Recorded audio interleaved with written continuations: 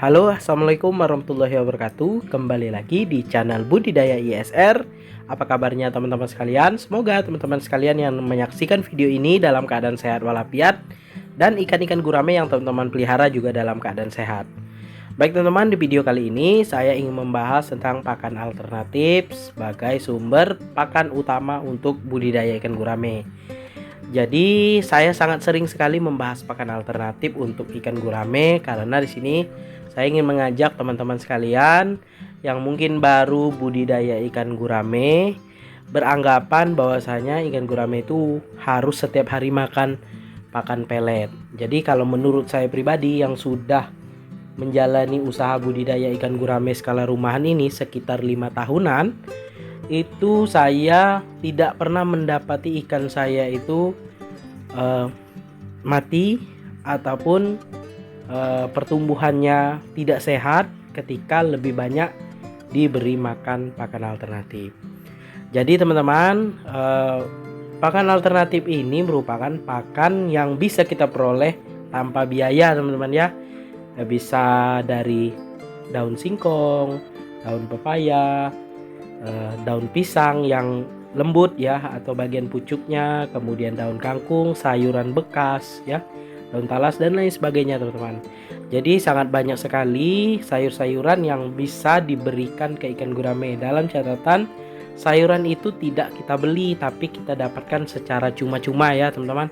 Kalau kita beli sayuran tersebut ya tentu saja kita mengeluarkan biaya. Tapi di sini yang saya bahas pakan alternatif tanpa mengeluarkan biaya. Nah, khusus untuk daun talas ini saya peroleh dari hutan ya. Saya ambil di hutan itu dalam jangka waktu 3 hari sekali, bahkan sampai 4 hari sekali ya. 3 sampai 4 hari sekali itu saya mengambil daun talas. Itu sekitar mungkin ada 100 lembaran lah ya teman-teman. Cukuplah untuk 3 sampai 4 hari ikan gurame saya. Nah, untuk teman-teman sekalian, kalau misalnya tidak ada daun talas ataupun daun pepaya atau daun singkong, teman-teman bisa tanam sendiri di sekitar kolam ataupun di sekitar rumah teman-teman sekalian ya. Singkong itu mudah sekali tumbuh teman-teman. Ditancapkan saja di tanah, itu pasti tumbuh dengan catatan disiram terus ya dan terkena sinar matahari. Kemudian pepaya juga teman-teman bisa ya beli buah pepaya aja di pasar, nanti bijinya itu ditebar aja di tanah yang agak lembab, kemudian nanti tumbuh dan pepayanya itu disebar saja, tanam di sekitar rumah, dan nanti ketika udah batangnya itu sekitar pergelangan tangan kita, itu daunnya bisa kita ambil ya untuk pakan ikan gurame. Dan daun talas juga teman-teman, mungkin teman-teman sering lihat ya video saya tentang tanaman talas yang saya tanam di samping kolam dan di atas kolam. Itu bertujuan ya sebagai pakan alternatif ya. Kalau misalnya saya tidak bisa mengambil daun talas ke hutan, saya bisa mengambil daun talas yang ada di sekitar kolam.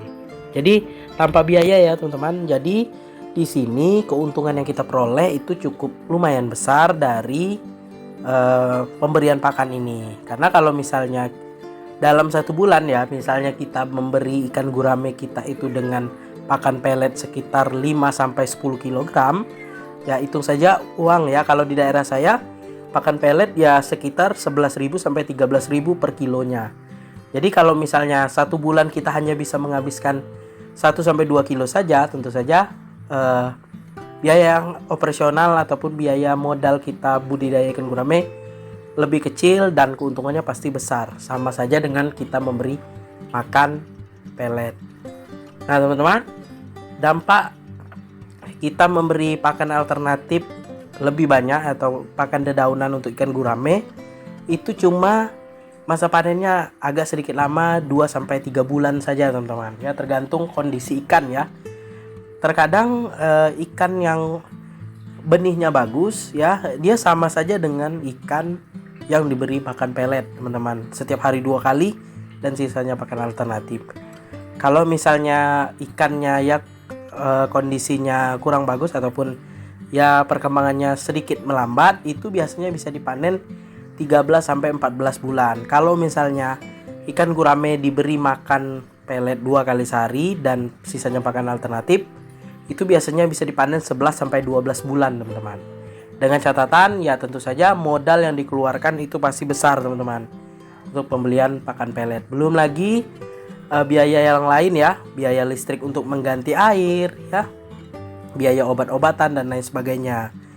Jadi di sini saya ingin mengajak teman-teman sekalian untuk semakin rajin untuk menanam pakan alternatif, atau cari ya, mungkin di sekitar rumah teman-teman banyak sekali tanaman talas yang bisa dimanfaatkan untuk pakan ikan gurame. Jadi semata-mata ikan gurame itu tidak hanya memakan pelet, tapi bisa makan dedaunan. Dibandingkan ikan-ikan lain ya, ikan gurame itu menurut saya ya memang masa panennya lama, cuma ya kita bisa memberi makannya dengan dedaunan, teman-teman. Beda dengan ikan nila, ikan patin, ikan lele. Memang ada pakan alternatifnya, tapi menurut saya itu mengeluarkan biaya. Seperti ikan lele menggunakan usus ayam yang dibeli di pasar, teman-teman. Memang harganya tidak seberapa, tapi tetap mengeluarkan biaya, teman-teman. Nah itu ya. Jadi untuk teman-teman sekalian, kalau tidak ada pakan alternatif atau dedaunan yang bisa diberi makan ke ikan gurame, silakan ditanam sendiri ya. Daun singkong ya, singkongnya silakan ditanam di sekitar rumah ya, sebanyak-banyaknya ya, teman-teman. Kemudian daun talas atau pepaya ya, pepaya teman-teman silakan tanam sebanyak-banyaknya, teman-teman, supaya stok pakan alternatif kita itu semakin banyak. Dan efek positif dengan pemberian pakan alternatif untuk ikan gurame ini yang saya rasakan, ikan gurame saya itu tidak berbau lumpur, teman-teman. Ya, tidak berbau lumpur dagingnya, kemudian ikan guramenya sehat terus, teman-teman. Apalagi lebih banyak diberi pakan daun kates, teman-teman. Daun pepaya ya. Daun pepaya itu punya senyawa yang bisa menjadi jamu untuk ikan, teman-teman. Jadi itu yang saya dapat dari pengalaman teman-teman saya yang lebih lama budidaya ikan gurame. Jadi teman-teman sekalian, jangan malas-malas, harus rajin ya tanam pakan alternatif atau cari di hutan dan lain sebagainya. Selain itu, penunjang kita sukses dalam hal budidaya ikan gurame adalah perawatan. Rutin mengganti air setiap 1 bulan sekali. Kebersihan air kolam juga dipantau terus ya. Kalau misalnya ada kotoran di permukaan air harus dibersihkan, teman-teman. Atau teman-teman menggunakan kolam beton dengan sistem pembuangan central drain, itu dibuka kerannya setiap hari supaya kotoran di dasar kolam itu terbuang. Atau teman-teman menggunakan pompa celup untuk membersihkan kotoran di dasar kolam, teman-teman.